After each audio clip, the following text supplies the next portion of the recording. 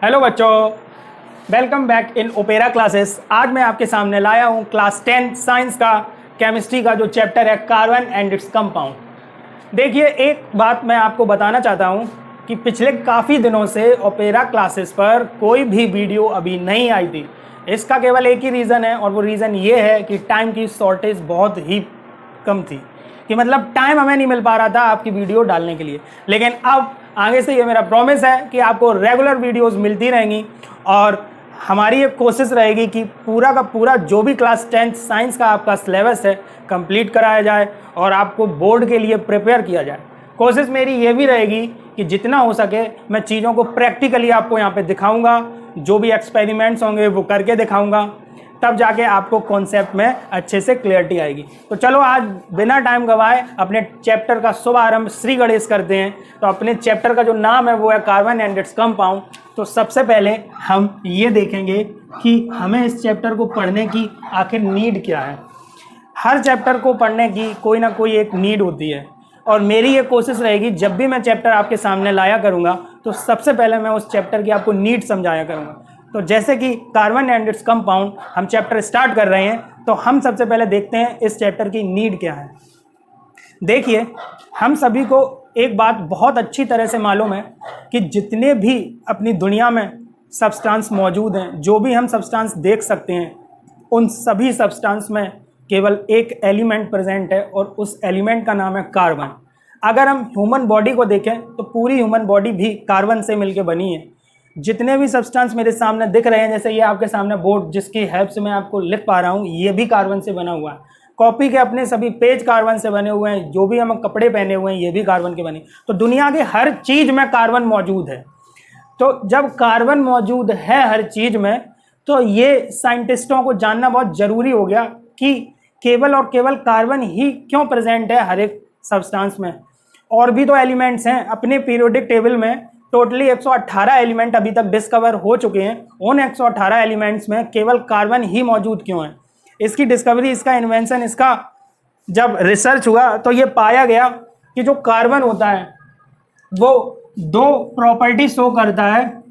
Carbon में दो properties होती हैं जिन प्रॉपर्टी के वजह से ही every compound of the universe is consist of carbon. उन दो प्रॉपर्टीज का जो नाम है, पहली प्रॉपर्टी है आपके सामने टेट्रावैलेंसी और दूसरी प्रॉपर्टी है कैटेनेशन। तो केवल यही दो प्रॉपर्टीज हैं किसमें? कार्बन में, जिसकी वजह से कार्बन हर एक जगह आपको मिल रहा है। बाकी के जो 117 एलिमेंट्स बचे हैं कार्बन को अगर हम हटा दें तो इन 117 एलिमेंट्स में ये दोनों प्रॉपर्टीज नहीं मिलती हैं। ये केवल किसमें मिलती है? कार्बन में। That's why we are studying this chapter carbon and its compound.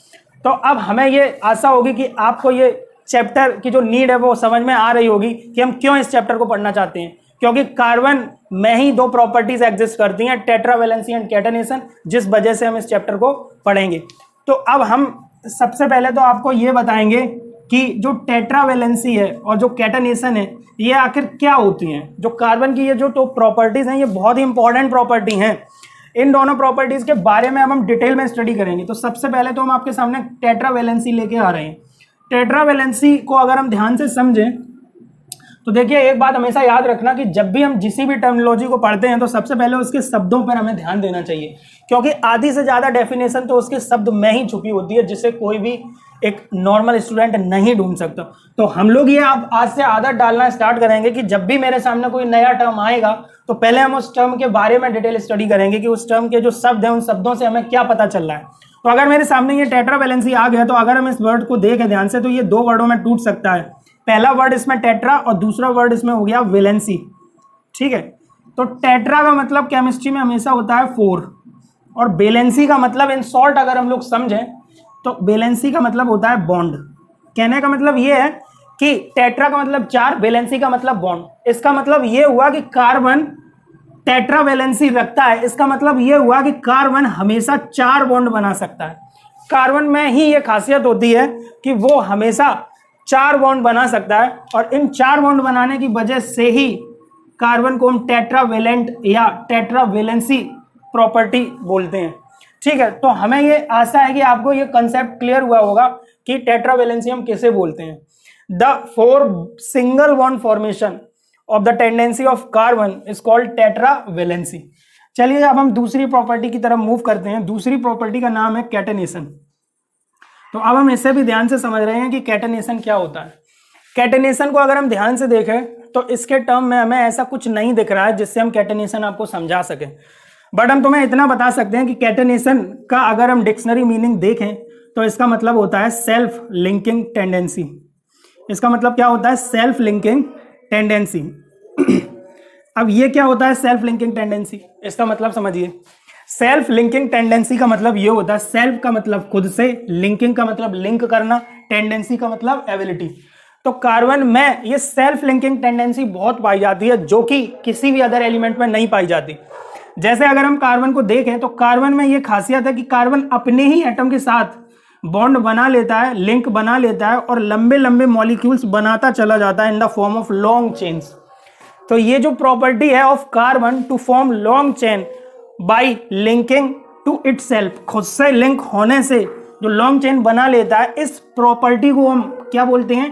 Catenation. तो catenation is simply the self linking tendency of carbon atom.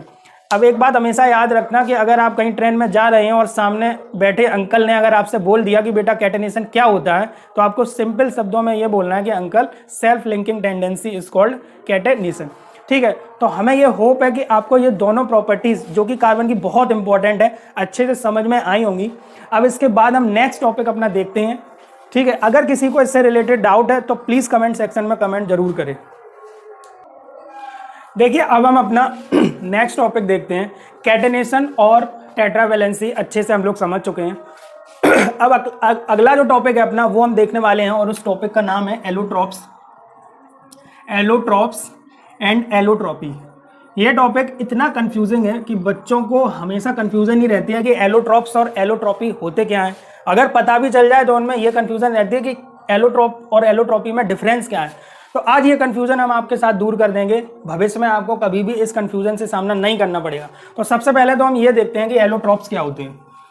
तो सबसे पहले हम ये देखने वाले हैं कि एलोट्रॉप्स क्या होंगे, हम किसे एलोट्रॉप्स बोलते हैं। तो अगर हम एलोट्रॉप्स के बारे में समझें तो इसमें हमें ये मालूम है जो कार्बन है, जो कार्बन अपना एलिमेंट है वो 3 फिजिकल फॉर्म में एग्जिस्ट करता है।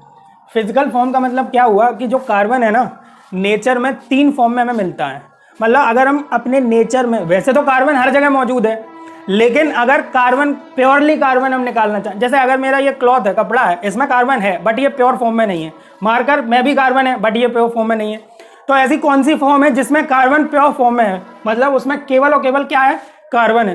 तो ऐसी केवल 3 ही फिजिकल फॉर्म है अपने नेचर में जिनमें कार्बन प्योर फॉर्म में मिलता है, और वो 3 फॉर्म है। पहला नाम है डायमंड, दूसरा नाम है ग्रेफाइट, और तीसरा नाम जो हमारे सामने है वो है बकमिंस्टर फुलरीन।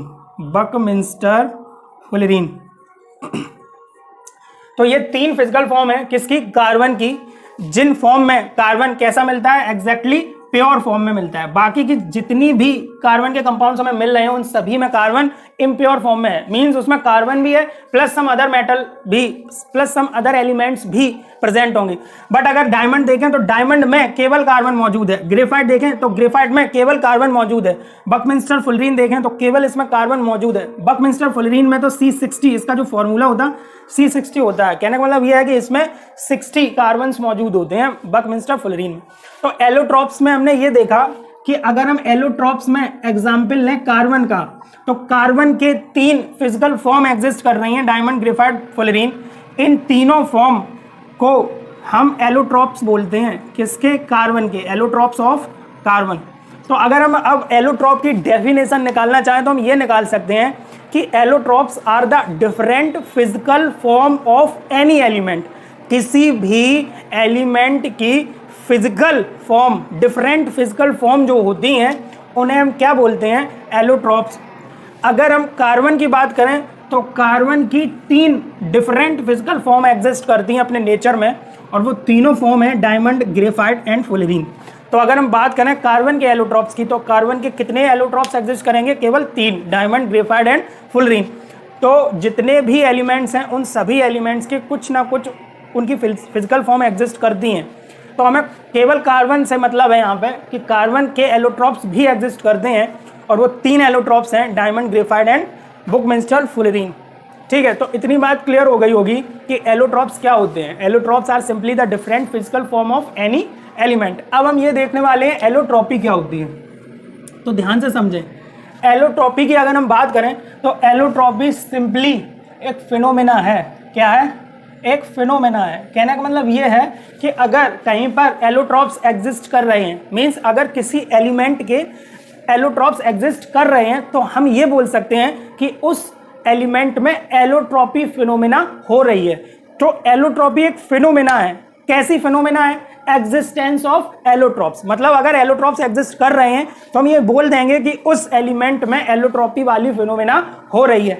तो आई थिंक हमें अब ये क्लियर हो गया होगा कि एलोट्रॉप्स और एलोट्रॉपी में क्या डिफरेंस है। Allotropes are the physical forms of any element.